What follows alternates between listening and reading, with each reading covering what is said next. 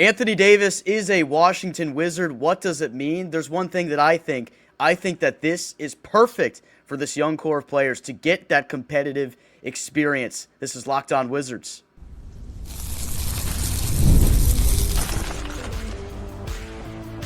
You are Locked On Wizards, your daily Washington Wizards podcast, part of the Locked On Podcast Network. Your team every day. DC family, you are locked on to the Washington Wizards, where you're part of our family. We thank you for making Locked On Wizards your first listen every single day. We're part of the Locked On Podcast Network, the #1 sports podcast network in the nation, where it's your team free and available every single day. Alongside the DC sports content creating savant Abdullah Ayubi, I'm Ben Schrover and I cover the Washington Wizards for Roundtable IO. And today joining us, our good friend of the program, Greg Finberg from Bullets Forever. Be sure to give him a follow on the X app at Greg Finberg. Greg, first of all, how you're doing? Let me get your initial quick 10-second reaction to the trade yesterday. Shocking, but I liked it a lot. And now that we're a day past the move, I like it even more. I think both for the future and for, I guess, next year and more the present, I think that it's a pretty good trade. It's a smart move, a calculated move, and I think, low risk, high reward type of move from Will Dawkins. Absolutely. AB, you're still feeling as high as you were yesterday? Guys, this is insane. In less than a month, the Wizards acquired Trae Young and Anthony Davis. This time span just covering the team has been so exciting. It really has been. And on today's show, we tell you why this move was perfect for this young core of players. You didn't have any of your foundational pieces go as part of this trade, so that is a massive win for Washington. You get AD practically for nothing. And now that you have the addition of Trae Young and AD, you can really start to talk about how this could mesh with this young core of players, get that competitive experience going forward. We also talk about AD's injury history, what that could mean for next season, and then we give our realistic expectations for next season now that we start to have a better idea of who's going to be around on this team next year before the draft. All right, let's get started right into this. I think this is perfect, Greg and AB, for this young core of players, because right now you're in this situation where you have all of these young guys playing. You're the youngest team in the NBA right now, but you're not in a state where you're having them play competitive basketball. One, because they don't want to be too competitive. They said they wanted to be competitive, like in terms of how close the games would be, and they had a nice stretch of games where they were. They obviously had the stretch where they won 12 games out of they won 7 games out of 12, and then they had another three win and 4 night span. But now your mission still remains the same. You want to go after that top pick, so you're not playing competitive basketball the rest of the way. This team needs to lose as many games as possible to ensure it has an opportunity to draft very high in this upcoming draft class. So I think now that you're going to get them the experience here next season with legitimate pieces here and more real expectations in terms of winning, I think it's important for the next step forward in this rebuild. Greg, I want your thoughts on that. Yeah, I think, you got to learn how to win at some point. Like, I think a big concern with all of the tanking the last couple of years for the Wizards was like, yeah, you're losing and you're obviously trying to acquire higher draft capital and get guys like Alex Sarr and other guys in the lottery like Trae Johnson.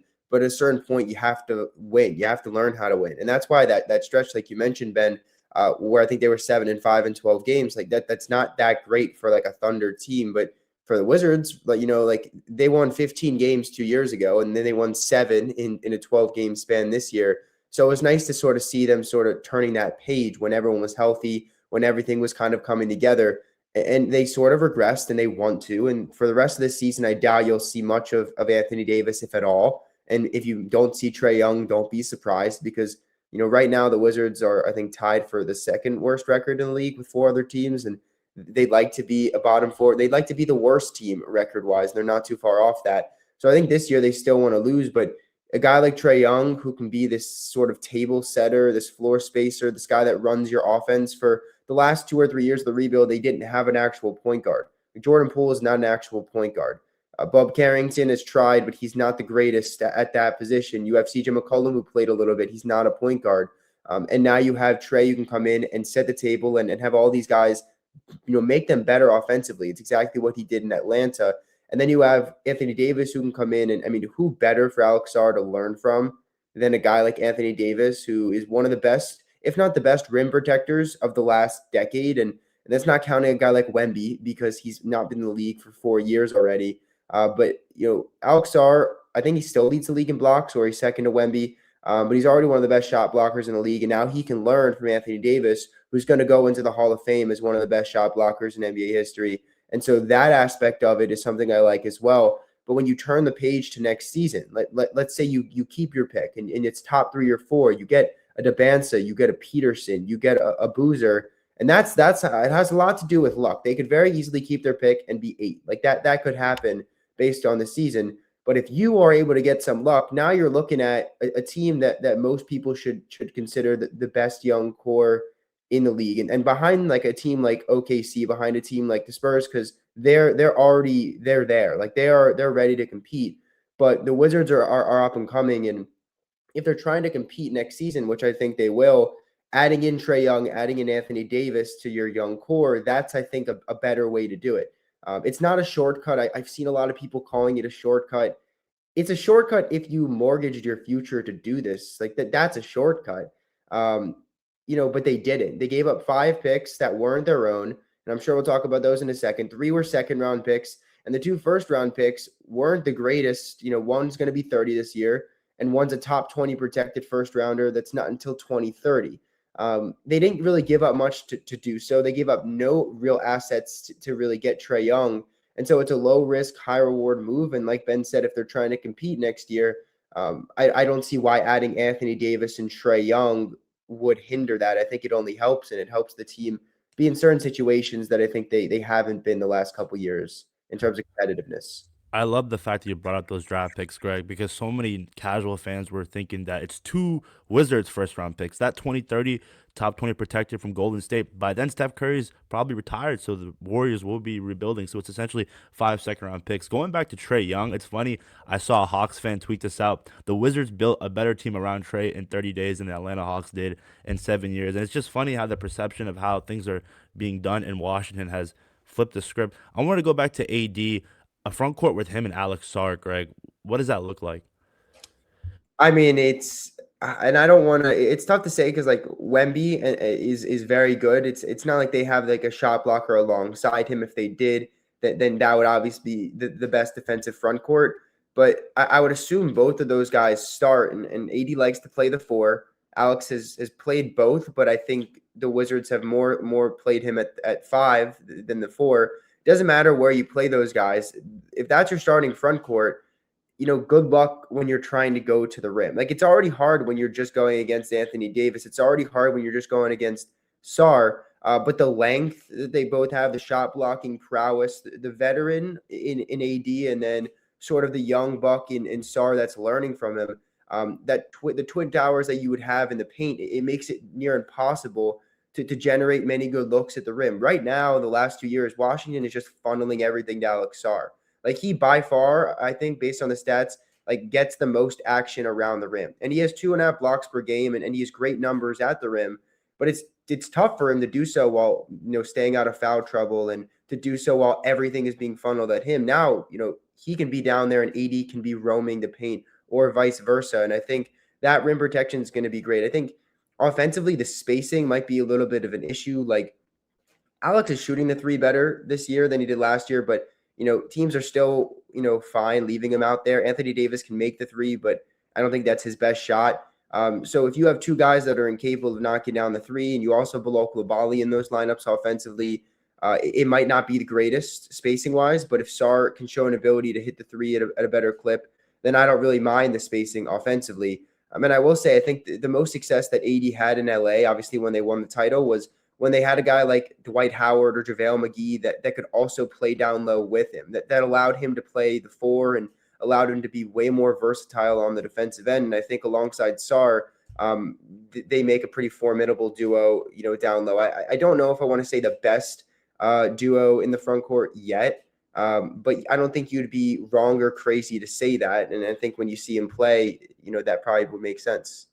One thing that's really interesting to me about this move is just the satisfaction that you give to your young core of players. First of all, you showed that entire foundation of guys that you've drafted in the past couple of seasons, how much, one, you value them because you didn't move on from this deadline, that you're basically, everyone thinks like this is a shortcut, as you said. This is them doubling down on the draft and development thing, in my opinion, because you kept all of these foundational pieces and you still found a way to buy low. on this supreme all-star talent in Trae Young and Anthony Davis. And if you're one of these young players here where you've kind of been stuck in this rut, you say like, yeah, we're in a developmental phase, but nobody wants to get drafted to a situation where they know they're going to lose for a long time. Like, it's a tough situation to be in. Maybe it's low pressure, low expectations. But at some point, like, we know the Wizards draft guys who are competitive. That's what's supposed to be in the DMV. Will Dawkins has talked about that at nauseum, that they want guys that just want to compete, want to win, and love basketball. Now, if you're one of these young players that's sticking around and you realize, damn, like, we're bringing in a legitimate 4-time All-Star in Trae Young and a future Hall of Fame player in Anthony Davis. Like, a lot of these guys probably were watching that bubble championship with Anthony Davis winning it, and they were just kids at the time. And, like, probably they're now thinking, wow, like, that was the best player in the world back then, Anthony Davis. And now we get to see that up close and personal and play with the guy. I'd imagine, like, this is a huge morale boost for those young guys as well. And I think that's going to be important in terms of, like, keeping them happy, keeping the morale up going forward before you eventually have to, extend a lot of these guys and try to keep that core together. Yeah, I mean, I've seen reports that have said that like they made this move to like make Trae Young happier, to show Trae Young that like we are serious about trying to win next year. And so when you're thinking about opting into your $50 million player option, or if you want to sign some sort of extension in DC, that like you're not just doing so because we have a really good young core, but like we got him the best big man that he'll ever have played with at this point in his career. I mean, he spent all those years throwing lobs to Clint Capella, and Clint Capella is not awful, but I mean, he's not Anthony Davis. I can tell you that. And so, you mentioned the best roster that Trae Young has had his entire career, and he hasn't even played a game yet for the Wizards. And so I think that if that's the case and they were trying to showcase something to Trae Young to say, hey, you should stick around, I think AD is a good compliment. But it also seems like this wasn't like a planned out move. Like, it seems like, 1 minute they were calling, about Sabonis in Sacramento, and then the next they traded for Anthony Davis. And I've seen reports that it was a trade that was completely out of left field and no one really knew about it until it sort of materialized. And so I don't know how valid a lot of those reports are, but if I'm Trae Young, like, I'm very happy not only to be in Washington with the young core, but now I'm playing with the best center, the best forward, whatever he is that I've ever played with in my career, with the lobs and on defense as well. So I think they have a good roster for next year. We'll see if they can compete. We'll see if they can make the playoffs. But I definitely think that they won't be a 15-win team next year. I think that's pretty easy to say. Yeah, it should be a lot more fun to cover than it's been the past couple seasons, and you've been through now multiple different regimes, Greg. So this is exciting, especially for you, I'd have to say. All right, when we come back, we talk a little bit about the injury concerns that do exist here with Anthony Davis, who is now a Washington Wizard. Hiring isn't just about finding someone who is willing to take the job. It's about finding the right person with the right background who can actually help your business move forward. And if you want candidates who match what you're looking for, Indeed Sponsored Jobs is the move. Because instead of hoping the right person stumbles across your post, Indeed helps you match with quality candidates by boosting your job listings to the people who fit your specific criteria, like skills, certifications, and locations. If I were hiring, I wouldn't just want someone who can help. I'd want somebody with real experience who can jump right in. That's what I like about Indeed. You can get specific and target exactly what you need. It saves time because you're spending less energy sorting through mismatches. And with these sponsored jobs, your post gets seen by candidates who actually fit. Here's a stat that says it all. In the minute that I've been talking to you, companies like yours made 27 hires on Indeed, according to Indeed data worldwide. So if you're hiring, spend less time searching for jobs and more for interviewing candidates who check all of your boxes with Indeed Sponsored Jobs. Listeners of this show get a $75 sponsored job credit to help you get the job the premium status it deserves at Indeed.com/podcast. That's Indeed.com/podcast. Terms and conditions apply. Hiring, do it the right way with Indeed. Tax season doesn't have to take over your life. This year, TurboTax is making it easier than ever just to hand things off and move on with your day. With TurboTax Full Service, you can have your taxes done for you by a trusted local expert, start to finish without the stress or guesswork. Instead of spending hours trying to figure out forms, you can meet with a local TurboTax expert in person or connect online. They handle everything from W-2s to self-employed forms and work to get you every deduction. You can upload your documents, go about your day, and get updates right in the TurboTax app. It's a huge time saver and it gives real peace of mind to know that an expert is handling this for you. For a limited time, you can have your taxes done by a local TurboTax expert for just $150. Oh, and if a TurboTax expert didn't file for you last year, just file by February 28th. Take taxes off your plate and get back to your life. Visit TurboTax.com/local to book your appointment today.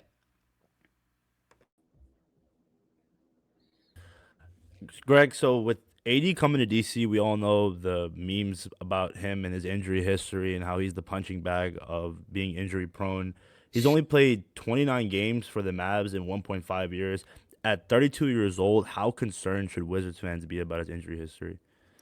I mean, if the 5 picks that they gave up were their own and the 2 first-round picks were real, like actual good first-round picks, then like sure you can be concerned. But like right now, if I'm them with that what they gave up, I wouldn't be too concerned. I also think it's fair to be concerned. Like I'm not saying that Anthony Davis is going to be your Iron Man like Bub Carrington and not miss any games. Like he's always gonna. And I mean, like the Sixers with Embiid now, like they're just happy if he's playing 60 to 65 games and he's staying healthy for when they make a playoff run. Like that's the level that they're at. And I don't think AD is at a level like that where his knees or anything is breaking down. I think a lot of it is he's been very unlucky. And a lot of it is, yes, maybe the way that he plays, he's just very injury prone. But like you mentioned, AB, he hasn't played a lot the last couple of years. He played 76 games in 2023-24, and that's the most I think he's played in his entire career. But then the following season, I think he played just 51 combined between the Lakers and Mavs. And then this season, he's played only 20, and that's been a bunch of injuries. But the injury stuff, it's real, and I'm sure the Wizards know that when they're buying, AD. But when they acquire him, they acquire him because he's injury prone, or at least the package is because of that. Like if AD was always healthy, the Wizards would not have been able to get him for the package that they just did. Like that and I tweeted that this morning. Like the way that they got him, and a lot of people think it's for cheap, and like the value is because he is injury prone. It's because he's getting up there in age. This package for AD would have been laughed at years ago, but he has all these injuries. And I mean, it's a real thing. I mean, if you just look at some of the injuries over the last calendar year in 2025, he had ankle injury, foot injury, calf injury, an abdomen injury, adductor, thigh, groin, another calf. That's the whole human body right there, Greg. Like illnesses. And then right now he's got a hand injury, finger torn ligaments. Like it's basically everything you can injure. Like he just somehow does. And so like, yes, there's memes about it, but it's true. Like he's one of the most injury prone players in the league. He's always seemingly getting injured. His first game with the Mavericks, I think he had like a double in the first couple minutes, and then he got injured and missed time. It's like, that's the AD experience. And so like, I can't sit up here and say that he's not going to get injured or it's going to be different in Washington. But what I do know is that the package that they sent is fair value for a guy who is injured as much as Anthony Davis is. I mean, with the Wizards, like Kristaps Porzingis was very injury prone when he came to DC. He actually played a lot more than I thought, and that most people thought he would with the Wizards. Like he was a decent staple in that lineup and in that rotation, and had probably the best year he's had in a long time because of it. And so, like, I'm not saying it's going to be different for AD and DC. And if you're concerned about the injuries, then that's fine. You have every right to be concerned. But it's clear that the Wizards got him for good value, and I think it's clear that they trust that under their system, and I'm sure that they won't play him some back-to-backs. They think that they can maybe do better in that department than some other teams. And just because he's been injured in the past again doesn't mean that when he misses the rest of the season as a whole off season to rehab, that he's just going to automatically get injured again. And I think the Wizards feel like they can maybe do better in that department. Look, in all honesty, if I'm having a full season of Anthony Davis, like I expect him to have some sort of injury at some point. I think that should be the expectation, whether or not they're able to manage it well enough where it's pretty minimal. Maybe you have him actually play 50 games. It remains to be seen. When we come back, if AD is actually healthy for an adequate amount of time, the addition of Trae Young as well, with this young core, where should we set our expectations for the Wizards in 2026 before the NBA draft lottery? It's the last call for football on FanDuel. One final Sunday, one last kickoff, the final chance to get in on the action before the NFL season officially comes to a close. This is Super Bowl 60, and FanDuel's making sure you're right in the middle of it with a special offer just in time for the biggest game of the year. Whether you're backing the favorite, riding with the underdog, or building one last same-game parlay, this is the game everyone's been waiting for. This is where predictions turn into plays, stats turn into storylines, and every snap feels bigger. It's a perfect way to cap off the season and make the Super Bowl even more exciting from kickoff to the final whistle. You can find prop bets, make same-game parlays. The highest odds to score right now, Kenneth Walker. Do you want to ride that in the Super Bowl, if you think Seattle is going to run away with this thing, I don't know. But those are some good odds you can go after right there. If you're a new customer, bet just $5 and get $200 in bonus bets if you win. Make it count, because after the Super Bowl, the season is over. Last call for football on FanDuel, an official sportsbook partner of Super Bowl 60. Visit FanDuel.com to get started. If you're a casual Wizards fan, and I know a lot of people watching this, and you specifically, Greg, like you are not the casual Wizards fan, and most people watching are not casuals. They definitely are plugged into exactly where this team is trying to head in terms of the timeline right here. But if you are a casual, this is like a dream come true, because now you can have some real momentum here that they're going to put a competitive team on the floor next season. You might actually have a chance to see real meaningful basketball late in the season, potentially this team play in a playoff series. As it stands right now, with the current core in place, if you have Anthony Davis healthy for, let's say the caveat is, let's say 50 games of 82. Let's say you manage him to play at least 50 games, have him healthy for the postseason or whatever. Trae Young, same thing, playing around 60 or more games for the season. Where do we set the expectations for wins on this team? Do you think they can be over 500, Greg? I mean, I think anything's on the table. Like, it's hard to say because you've never seen Trae Young play with this team. You've never seen most of this team play with an actual point guard that can set the table like he can. You also haven't seen the front court of Sarr and AD. Like, is that going to work? It might not. You never know. How is AD and Trae going to mesh together? I think well, but again, it's a lot of unknowns. And so, like, if they miss the playoffs, I think that would be pretty disappointing. I think if you're the Wizards, you're not, Michael Winger and Will Dawkins are going to say there's no expectations of anything, and they don't want to set any sort of labels yet on this team and on this young core. But if you go into next season with this team, you're paying a lot of money to Trae and AD, and you don't make the playoffs in an Eastern Conference that's really not the greatest. I do think that would be disappointing, which is crazy to think about, a Wizards team not making the playoffs as a disappointment. I think it's been 7 or 8 years since they were above 500. I think the 2018 team that made the playoffs with John and Brad, I think that maybe what's the last time that they were above 500. And since then, they made the playoffs one time with Russ. But again, they were, 34 and 38. They probably shouldn't have even deserved to be near the playoffs with a record like that. And so, like, I think if you're talking about expectations next year, the playoffs should be where you start. Whether that's the play-in and you get in as a 7 or 8 seed or as a top 6 seed, I don't think it necessarily matters as long as you're in, because I think, like you mentioned, Ben, adding AD, adding Trae Young, it's sort of elevate this group and take them from a team that's young and trying to figure everything out to a team that can make the playoffs and can get into those situations where they're learning how to win and how to win in tough environments and tough situations in comeback fashion. Which they can't really do if you're just going to say this young core we can't add anybody of value or substance. It's got to be them the entire way, all through the draft. Like, that's not how it works. And so if you're talking about like expectations for next season, I think playoffs is where you start, which is crazy to think about playoffs in DC. But I think you start there, and I mean, I don't think you have to go much further. Like, if they lose in the first round, that's okay, I think. And, just a matter of getting there and getting this team back to where they need to be in the playoffs, getting those experiences for the young guys, sort of seeing if Trae and if Anthony Davis are guys that you want to keep around here. But I think that's where I'd start. I don't know if I can necessarily put like a finger on the amount of wins that they need or that it would take. I would assume somewhere above 41, like above 500 would probably make the most sense, but I don't know. You've seen crazier things where like the Bulls are 4 or 5 games under 500 and like they have a chance to make the playoffs. But I think playoffs is where I'd start for next year. After the after the Trae Young trade, Greg, a lot of Wizards fans were speculating would Darren Peterson now fit here with both Traes, and now that you get AD, how would Cameron Boozer or potentially Caleb Wilson fit here? Do you think both of those trades either affect the draft selection coming up, or is it still best player available? I mean, yeah, I think BPA, I think best player available. Like, you have Trae Young, and he's awesome. And if you extend him for a year or two, like he would be here for a couple years. But Darren Peterson is Darren Peterson. He's really good. And like, if the Wizards front office think that he's the number one player, they have the number one pick, like that's who you got to take. You saw it in Cleveland. I think they took Garland a year after that they had taken Sexton top 5 as well. And look how that turned out. They just traded him, but they made the playoffs a couple times, and Garland's an all-star. He's a really good player.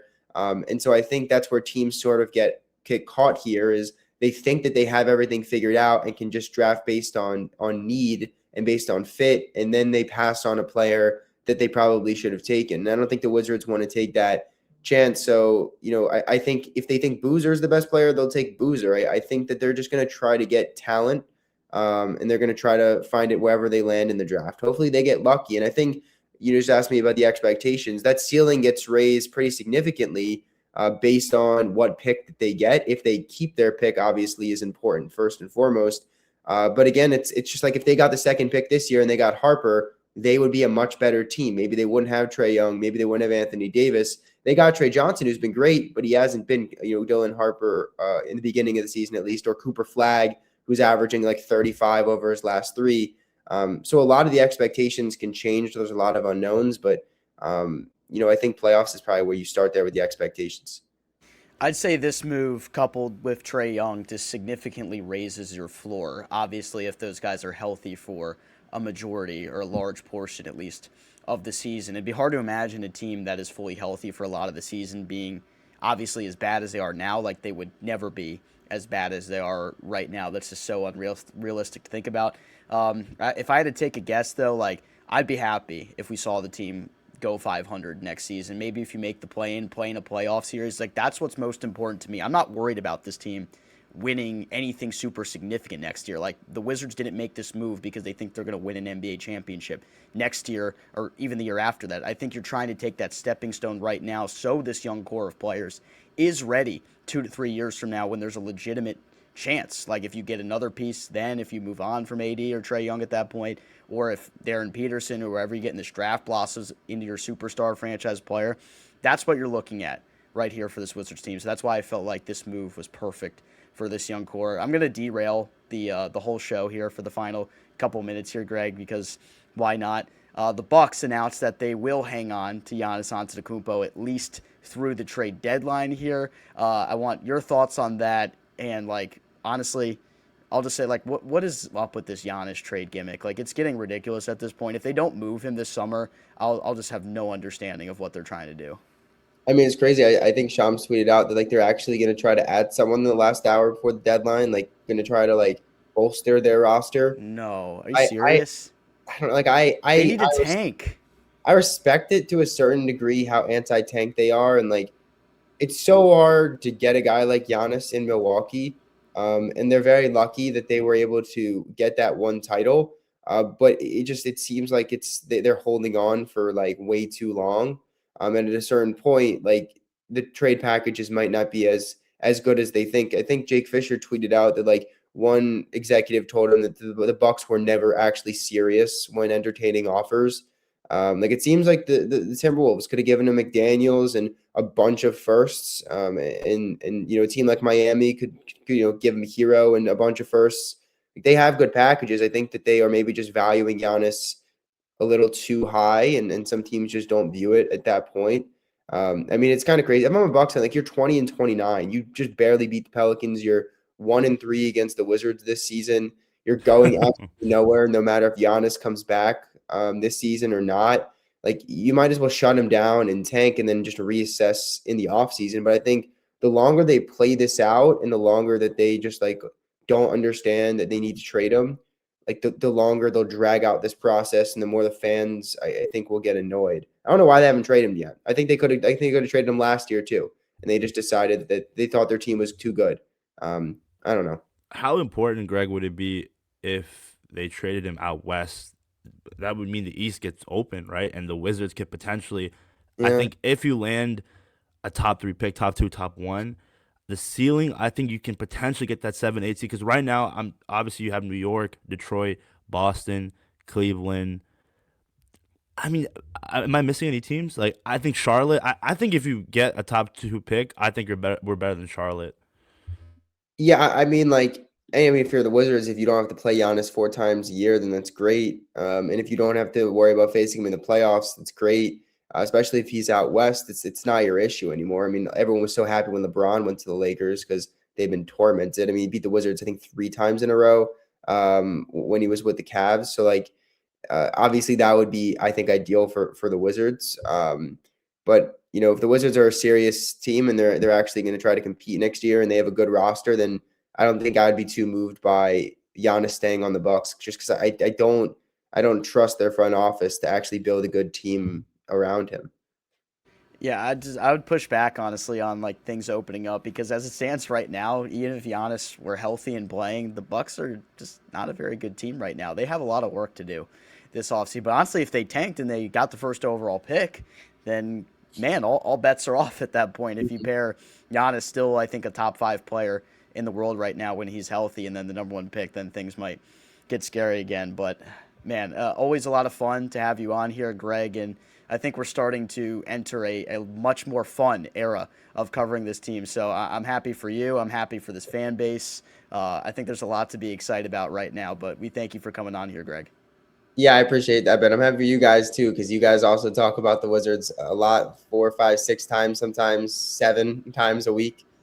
So hopefully it'll be more exciting. Maybe not towards the end of this year, because we both know what the goal is. Oh, it's going to be a long final 2 months. A lot of losing, but hopefully they can turn the page. And I think for the fan base as well, that's been pretty loyal throughout the rebuild. I'm happy for them, and that they can hopefully get to see a pretty good product next year when the team tries to compete. So again, thanks for having me on, guys. Appreciate it.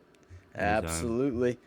All right, everybody, that'll do it for today's episode of Locked On Wizards. We will have post-game for you tonight, Wizards and Pistons. I wonder what's going to happen in that game. I wonder what the final score will be from that game. Will the Wizards be within 20 is a real question. I'm just kidding. But we'll have post-game coverage for that. And then tomorrow, we'll have Ben Standig from the Last Man Standing Substack. He'll be on the show. Make sure you subscribe and follow to get Locked On Wizards, all of the latest episodes. Join the Everydayer Club, LockedOnWizards.supercast.com. Use code BROW to get your first month free. All right, DC family, we'll talk to you later.